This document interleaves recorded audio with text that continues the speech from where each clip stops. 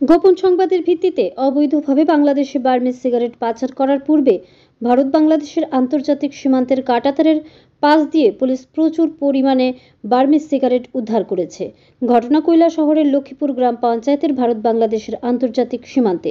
এ ব্যাপারে কৈলাসহর থানার ওসি সুকান্ত সেন চৌধুরী সংবাদ মাধ্যমের প্রতিনিধিদের মুখোমুখি হয়ে জানান যে পুলিশের কাছে খবর ছিল বুধবার বিকেলে কৈলাসহরের লক্ষ্মীপুর গ্রাম পঞ্চায়েতের ভারত বাংলাদেশের আন্তর্জাতিক সীমান্তের কাঁটাতার দিয়ে অবৈধভাবে বার্মিজ সিগারেট পাচার হবে। সেই খবর অনুযায়ী কৈলাসহর থানার পুলিশ অফিসার আশিস পালের নেতৃত্বে বিশাল পুলিশ এবং টিএসআর বাহিনী লক্ষ্মীপুর গ্রাম পঞ্চায়েতের ভারত বাংলাদেশের আন্তর্জাতিক সীমান্তের কাঁটাতারের এরিয়াতে গিয়ে তল্লাশি শুরু করে 3 বান্ডেল বার্মিজ সিগারেট উদ্ধার করেছে। যদিও বার্মিজ সিগারেটের আশেপাশে কাউকে পাওয়া যায়নি। উদ্ধারকৃত বার্মিজ সিগারেটের বাজার মূল্য প্রায় 5 লক্ষ টাকা হবে বলে জানান ওসি সুকান্ত সেন চৌধুরী। পুলিশ এই ঘটনার তদন্ত শুরু করেছে। পুলিশের এই সাফল্যে গোটা কৈলাসহরবাসী খুবই খুশি।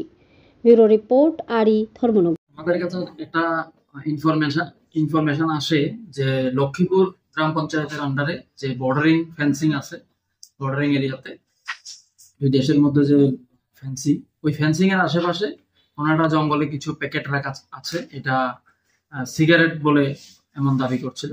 এই খবরের ভিত্তিতে আমাদের অফিসার এসআই আশিস পাল ঘটনাস্থলে যায়। ঘটনাস্থলে তদন্ত করে যেটা পেয়েছে 3 প্যাকেট, এগুলির মধ্যে সিগারেট রাখা আছে। সিগারেট গুলি যতটুকু আমাদের ধারণা এগুলি বার্মিজ সিগারেট বলেই পরিচিত। এগুলি বাংলাদেশে পাচার করার জন্য এখানে এনেছিল। কোনো অভিযোগ